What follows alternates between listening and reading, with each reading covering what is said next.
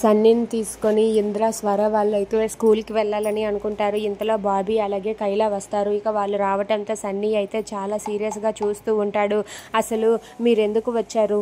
మీ కారణంగా నేను స్వర అమ్మతో కలిసి సరదాగా స్కూల్కి కూడా వెళ్ళలేకపోతున్నాను. మీరు మా పక్కన ఉంటే మేము అది చూసి తట్టుకోలేము అని చెప్పి అంటూ ఉంటాడు. అది వినగానే అక్కడ ఉన్న స్వర, బాబీ, కైలా వీళ్ళు ముగ్గురు కూడా ఒక్కసారిగా షాక్ అయిపోతారు. ఇక సన్నీ అయితే మీరు మాతో పాటు రావద్దు, మీరు రావడం మేము ప్రశాంతంగా స్వర అమ్మతో టైం స్పెండ్ చేయలేకపోతున్నాము.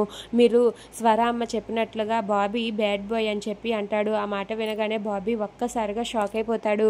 ఇక సన్నీ అయితే స్వర అమ్మ చెప్పినట్లుగా నువ్వు బ్యాడ్ బాయ్ అనేసరికి అంటే మా అమ్మ నేను బ్యాడ్ బాయ్ అని నీతో అనిందా అని చెప్పి అంటాడు. దాంతో అక్కడ ఉన్న స్వర అయితే కంగారు పడుతూ ఉంటుంది. ఇక సన్నీ మాత్రం అవును నువ్వు బ్యాడ్ బాయ్ అని చెప్పి అంటాడు. దాంతో అక్కడ ఉన్న ఇంద్ర అయితే సన్నీ నీకు ఎన్నిసార్లు చెప్పాను ఇలా మాట్లాడకూడదు తప్పు అని చెప్పి అంటూ ఉంటాడు. దాంతో అక్కడ ఉన్న సన్నీ మాత్రం బాబీని అనరాని మాటలన్నీ అంటూ ఉంటాడు.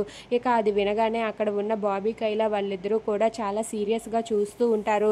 ఇక బాబీ అయితే సన్నీ మీద చాలా కోపంగా ఉంటాడు. అది చూసి ఇంద్ర, స్వర వాళ్ళిద్దరూ కూడా ఆ కోపాన్ని తగ్గించాలని అనుకుంటారు. అలా సన్నీ అయితే వాళ్ళ ముందే బాబీ, కైలా వాళ్ళిద్దరినీ కూడా వాళ్ళతో పాటు కలిసి రావద్దని సన్నీ అయితే అంటాడు. ఆ మాట విని స్వర అయితే చాలా బాధపడుతూ ఉంటుంది. ఇక బాబీ అయితే మేము మీతో పాటు రాము, మీరు మాత్రమే వెళ్ళండి, మేము నడుచుకొని వస్తాం, మాకు అలవాటే అని చెప్పి బాబీ అంటాడు.